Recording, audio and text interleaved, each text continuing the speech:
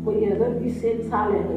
देखिए 20 साल बता रही हैं माता जी को यहाँ 20 साल हो गए हैं। 20 साल का समय थोड़ा नहीं होता है, 20 साल का समय बहुत होता है। 20 साल के अंदर एक छोटा सा बच्चा युवा अवस्था में आ जाता है और माता जी ने अपना 20 साल का समय ठाकुर जी की सेवा में दिया।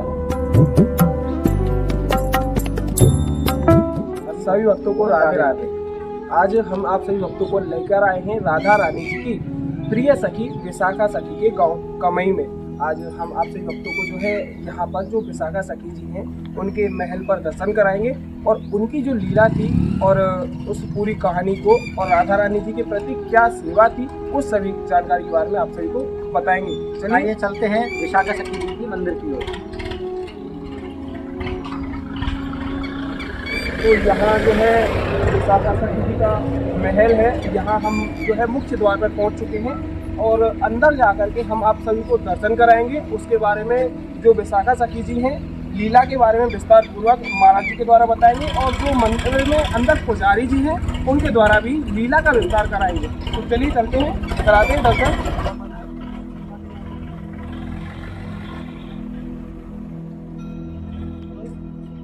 जैसा कि आप देख सकते हैं कि यहाँ काफ़ी सारे वृक्ष खड़े हुए हैं और ब्रज के अंदर वृक्षों का मतलब आप समझ ही सकते होंगे कि वृक्ष के जो ब्रज के अंदर वृक्ष हैं अर्थात कि इन्हें गोपी रूप भी कहा जाता है और संत रूप भी कहा जाता है। जैसे कि वृंदावन में निधिवन में देखा होगा आपने कि जो वहाँ वृक्ष हैं वो गोपी रूप हैं और रात को वह गोपियाँ बनकर ठाकुर जी के साथ रास करते हैं। इसी प्रकार आप यहाँ वृक्षों के दर्शन कर सकते हैं। देखते कितने सुंदर सुंदर वृक्ष हैं यहाँ।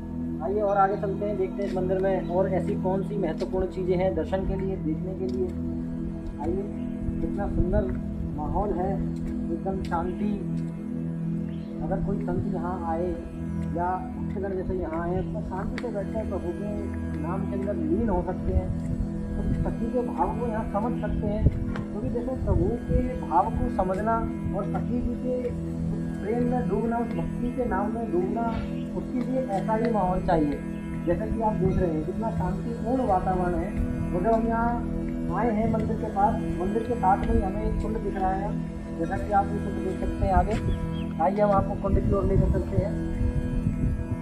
देखिए जैसा कि अभी पंडित जी ने बोला कि आप यहाँ पर आते हैं और यहाँ दर्शन करते हैं तो सबसे पहले यह जान लीजिए कि इस स्थल पर आया कैसे जा सकता है। देखिए जैसे कि आप बरसाना धाम में आते हैं, बरसाना धाम से होते हुए आप एक रास्ता तो इधर की साइड में है, गोवर्धन साइड में जब आप जाते हैं तो जरेला नगरा जो पड़ता है उससे सीधा रास्ता आप कमई ग्राम में आकर के यहाँ विशाखा सखी जी के महल पर आ सकते हैं। और एक है बरसाना धाम में पहुँचने के बाद में एक नाले की पटरी के सहारे होते हुए जो रास्ता जाता है करेला साइड में, उस साइड में आते हुए 108 कुटिया जो बनी हुई हैं उसके साइड में से रास्ता जाता है जो कि कमई ग्राम में आता है और उस रास्ते से होते हुए आप आ सकते हैं विशाखा सखी जी के गाँव में। तो चलिए दर्शन कराते हैं कुंड के बारे में और लीला का जो है विस्तार करके बताएंगे। जैसा कि आप देख सकते हैं कि यहाँ कुंड है और ये काफ़ी प्राचीन कुंड दिख रहा है कि जिसकी अभी तक यहाँ जो है सीढ़ियाँ भी नहीं बनी है।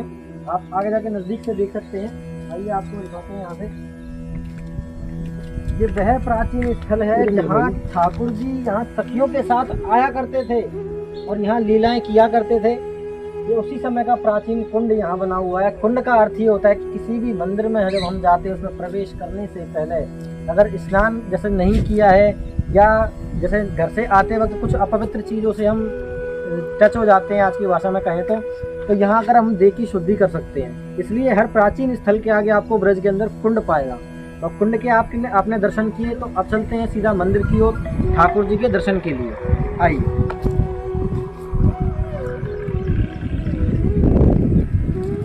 देखिए जैसा कि अभी हमने कुंड के बारे में जो है आपको बताया था कि कुछ इस तरीके से विस्तार पूर्वक कुंड के बारे में। अब इसके बाद में चलते हैं मंदिर में और कराते हैं दर्शन और बताते हैं विशाखा सखी जी की जो लीला थी और राधा रानी के प्रति जो सेवा थी।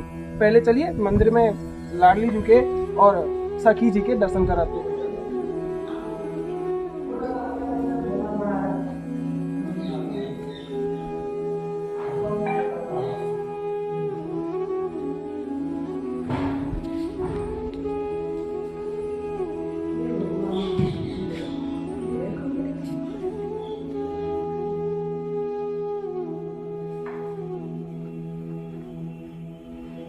जैसा कि आप देख सकते हैं कि हम पहुंच चुके हैं विशाखा सखी जी के मंदिर में और सामने हम दीदार कर रहे हैं हमारे ठाकुर जी का और एक तरफ हमारी किशोरी जी विराजमान है। बड़ी जुगल जोड़ी बड़ी प्रेम से हमें दर्शन हो रहे हैं। इस प्रेम के मंदिर में इस सखियों के बीच में यहाँ आकर ऐसा लग रहा है कि जैसे हम आज ठाकुर जी के समक्ष खड़े होकर उसी समय में उसी युग में पहुंच चुके हैं कि जहाँ ठाकुर जी रास किया करते थे, सखियों के साथ खेला करते थे। और सभी सखियों के आप दर्शन कर सकते हैं यहाँ कि जैसा कि आप देखोगे थोड़ा गौर करके कि यहाँ विशाखा सखी जी विराजमान है और वो ठाकुर जी की सेवा में खड़ी हुई है। हाथ में आप देख सकते हैं लोटा है। और हम थोड़ा सा विशाखा सखी जी के बारे में आपको बताएं कि ये गौर वर्ण की है और दूसरे नंबर की द्वितीय सखी है कि जैसा कि पहली ललिता सखी है और उनके बाद दूसरी सखी विशाखा सखी है। और सरल भाषा में कहें कि ठाकुर जी की जो सेवा का प्रथम मौका है वो ललिता सखी जी का आता है और उनके बाद विशाखा सखी जी का आता है। तो आप देख सकते हैं कि सभी सखियां आज ठाकुर जी के जो है सेवा में यहाँ खड़ी हुई हैं।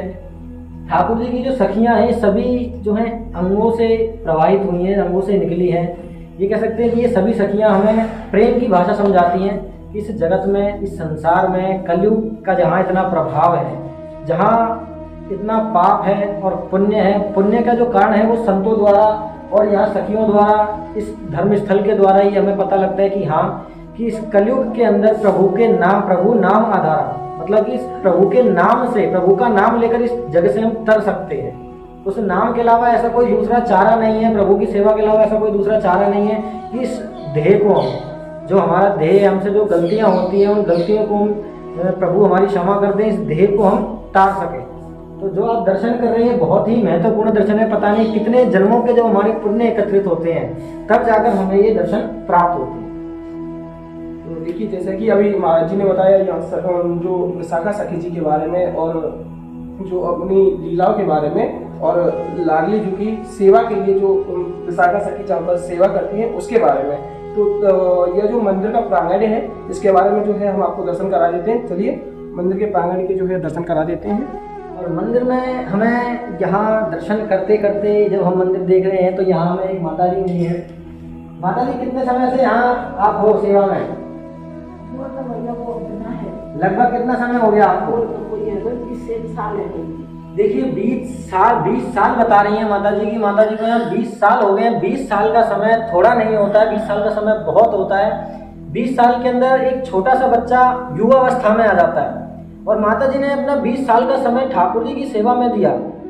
जहाँ की आजकल लोग अपने मोह माया में, जंजाल में फंसे रहते हैं कि इतनी महंगाई हो गई है, हमारे घर में ये परेशानी है, ये है सब कुछ, उस सब को छोड़ छाड़ कर, उस मोह माया से निकल कर ठाकुर जी की सेवा में 24 घंटे यहीं रहना। माता जी आप मंदिर में रहते हो? ठाकुर जी की सेवा में रात को, दिन में यहाँ रहते हो? बता रहे हैं। देखिए अपना जीवन प्रभु को समर्पण करते हुए सुबह 4-5 बजे सुबह आ जाए, सुबह 4-5 बजे सुबह जा करेगा 5 बजे तो पहले करेगा। देखिए जहाँ आज की युवा पीढ़ी जहाँ 9 बजे उठती है, वहाँ माँ इस वृद्ध अवस्था में सुबह 5 बजे प्रभु की यहाँ सेवा में समर्पित हो जाती हैं। ये बहुत ही ऊंचे भाग्य हैं। इस चीज का फल, इस सेवा का फल पता नहीं कितनी पीढ़ियां जो है इस पुण्य का फायदा उठाती हैं। ऐसे बड़े बुजुर्गों के आशीर्वाद से ही हमारे घरों में जो छोटे छोटे संकट है वो समाप्त हो जाते हैं।